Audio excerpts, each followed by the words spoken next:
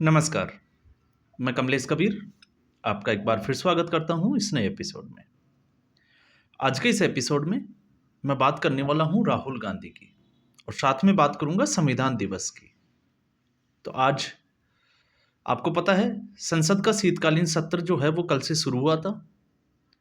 कल हंगामे की भेंट चढ़ा जिसकी उम्मीद जो है वो लगाई जा रही थी और आज जो है वो अवकाश रहा क्योंकि आज 26 नवंबर संविधान दिवस के रूप में मनाया जाता है। और वैसे भी इसका महत्व और अधिक बढ़ जाता है जब राहुल गांधी संविधान की प्रति लेकर आपको घूमते हुए नजर आएंगे। तो संविधान दिवस और संविधान की प्रति,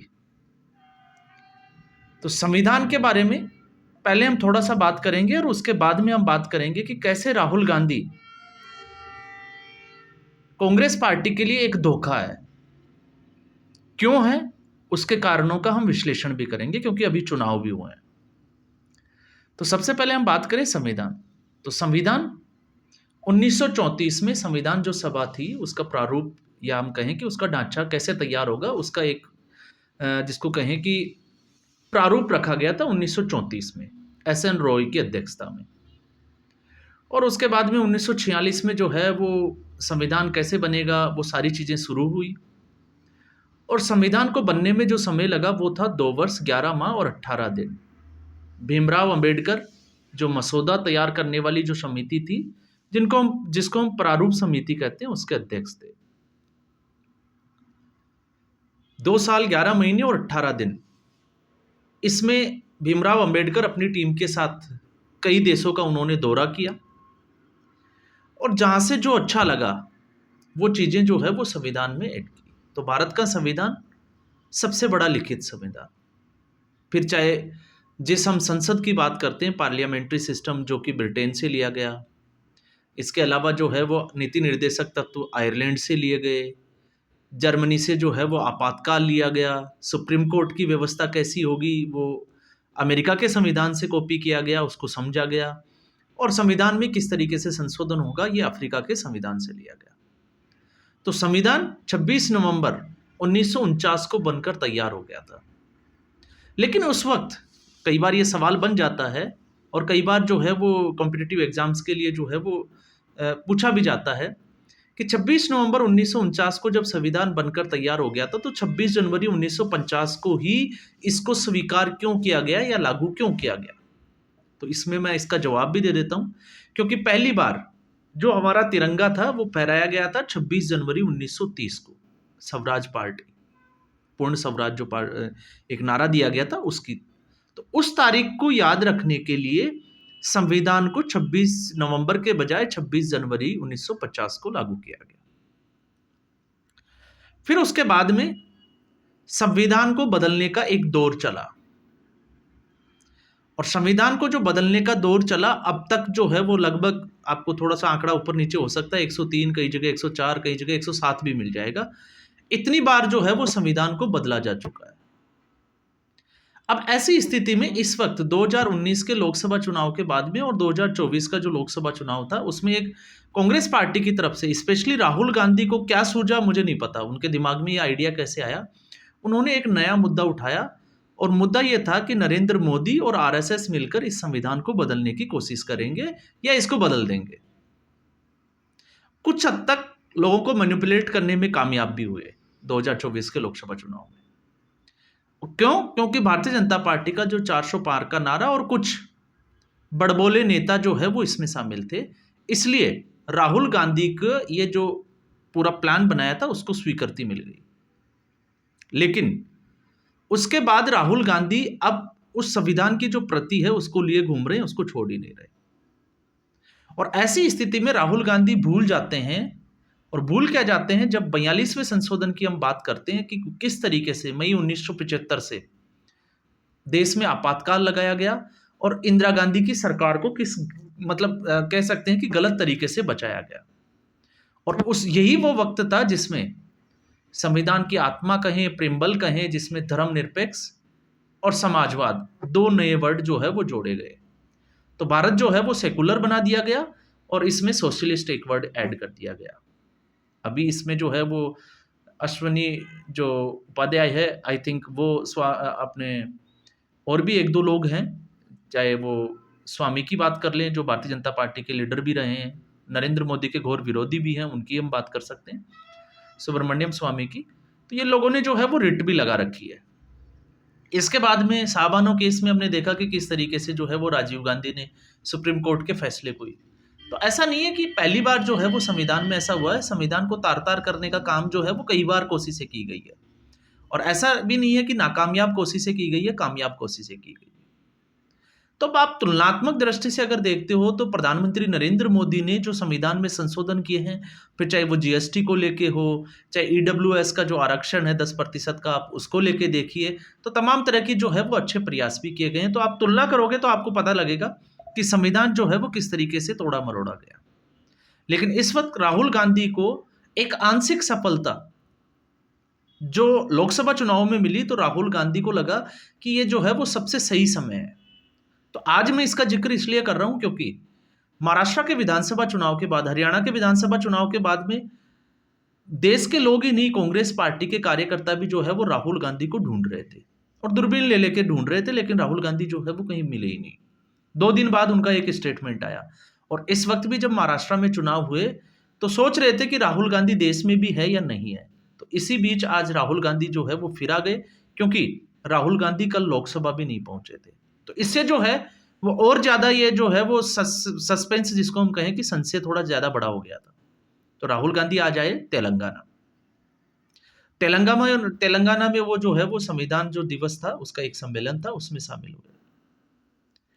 अब आप देखिए, महाराष्ट्र के विधानसभा चुनाव में राहुल गांधी नदारद रहे। झारखंड में जो है उन्होंने रांची में एक संविधान का सम्मेलन किया गया था, वो भी आपको पता है, संविधान बचाओ सम्मेलन, संविधान सम्मान सम्मेलन, सॉरी।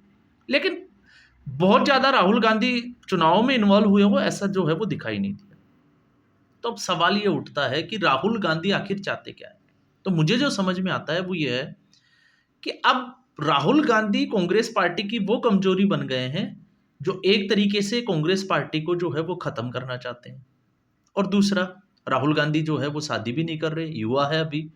तो ऐसी स्थिति में मुझे लगता है कि वो इस वंश वृद्धि जो थी उसको भी समाप्त कर देंगे।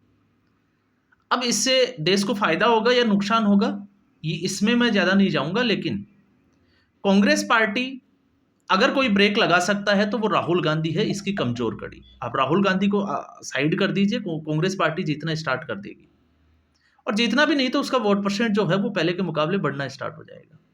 और दूसरा, अगर राहुल गांधी शादी कर लेते हैं तो फिर गांधी परिवार में एक अगला वारिस मिलेगा, और उसको फिर जो है वो इन्हीं लोगों को झेलना पड़ेगा। तो यहाँ पे अब ये देश का सौभाग्य है या दुर्भाग्य, वो मैं उसमें जो है वो ज्यादा टिप्पणी नहीं करूंगा, लेकिन आप समझ गए होंगे। तो अब राहुल गांधी की बौद्धिक क्षमता पे सवाल खड़े हो जाते हैं। बौद्धिक क्षमता यह है कि लोकसभा चुनाव, क्योंकि इस कानून को अगर कोई बदल सकता है तो वो संसद बदल सकती है, राज्य सरकारों को इसका कोई अधिकार नहीं है। तो लोकसभा में आपने एक चुनावी मुद्दा पकड़ा, वो था संविधान बचाओ। तो क्या वही मुद्दा जो है वो राज्यों में जो है वो काम करेगा? तो मुझे नहीं लगता कि ये जो है वो कोई बहुत अच्छा कोई राहुल गांधी का डिसीजन था, लेकिन उन्होंने ऐसा किया। और फिर मुझे लगा कि महाराष्ट्र में चुनाव जो है वो हार गए, कुछ इसके ऊपर जो है वो विश्लेषण होगा, लेकिन कांग्रेस पार्टी की कोई स्थिति ऐसी है नहीं। आज फिर वो आए, और आए तो उन्होंने चुनाव की बात ना करते हुए फिर जो है वो वही अपना राग छेड़ दिया, जिसमें चाहे जातिगत जनगणना की बात हो या फिर संविधान की। कास्ट सेंसस तेलंगाना से, अब उनका ये कहना है कि वो कास्ट सेंसस जो है वो करा के रहेंगे तेलंगाना में। तो बड़ा सवाल ये उठता है कि 2011 में जब कांग्रेस पार्टी की सरकार थी कर्नाटका में, तो कास्ट सेंसस हुआ था, तो फिर कास्ट सेंसस के आंकड़े जारी क्यों नहीं किए गए कांग्रेस पार्टी के द्वारा? क्या डर था कांग्रेस पार्टी? और दूसरा, ऐसा जो है वो 2014 के बाद में ही ये क्यों चीजें आई? इससे पहले भी तो राहुल गांधी 2004 से थे, कांग्रेस पार्टी की सरकार थी, तो फिर ऐसा कांग्रेस पार्टी ने पहले क्यों नहीं किया? और फिर उसमें जो है वो आप मोदी को लेना, फिर उसमें आरएसएस को लेना, तो मुझे लगता है कि ये अपरिपक्वता की एक निशानी है कि देश को जो है वो किस तरफ जा रहा है। वो लगातार जो है वो अडानी को अटैक कर रहे हैं, और अडानी का जो है वो आप इसमें देखिए, संविधान जो है वो अहिंसा का प्रतीक है, ये राहुल गांधी की आज की उसकी सभा का मैं आपको बता रहा हूँ। और उसमें उन्होंने कहा कि इसमें सावरकर का कोई उल्लेख नहीं है। तो मुझे एक चीज़ समझ में नहीं आती है, जिस मुद्दे पे राहुल गांधी को बात करनी थी महाराष्ट्र में, तो महाराष्ट्र में राहुल गांधी के मुँह में क्या दही जम गया था? वहाँ पे सावरकर का नाम क्यों नहीं लिया?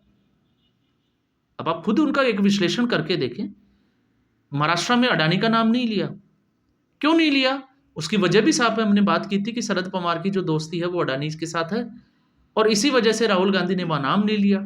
और वोट बैंक की खातिर जो है वो सावरकर का भी नाम नहीं लिया, क्योंकि वो महाराष्ट्र के परिवेश से आते हैं और फिर आरएसएस। तो 3 बड़ी चीज़ें जो है वो अब वो वापस जैसे ही चुनाव हारे फिर उसके बाद में जो है वो याद आना शुरू। मीडिया के लोगों से फिर पूछते हुए नजर आए कि आपकी कौन सी कास्ट है, तमाम तरह की। लेकिन जब उनकी कास्ट पूछी जाती है संसद में तो फिर कांग्रेस पार्टी उससे उखड़ जाती है। तो मुझे लगता है कि कांग्रेस पार्टी को और राहुल गांधी को सबसे पहले खुद की कास्ट बतानी चाहिए कि वो किस कास्ट से आते हैं। और जब वो संविधान को जो है वो बदलने की बात करते हैं तो फिर उनको बताना चाहिए कि साहबानों के केस में क्या हुआ था और जिस भ्रष्टाचार की और जिसकी वो बात करते हैं कि वो जो गरीब जो है वो उससे वंचित रह जाता है और ये पैसा जो है वो 25 लोगों के पास पहुंचा जाता है, तो इन लोगों को खड़ा करने का किसका हाथ है? और उससे भी एक बड़ी बात है कि अंबानी जो है वो खड़े हुए अपने दम पे हुए, उन्होंने मेहनत की। तो टाटा, बिरला, इनका नाम लेना ये भी जो है वो, क्योंकि देश भी जो है वो उद्योगपतियों से चलता है। हाँ, अगर कहीं पे जो कुछ गड़बड़ है तो उसकी जांच होनी चाहिए।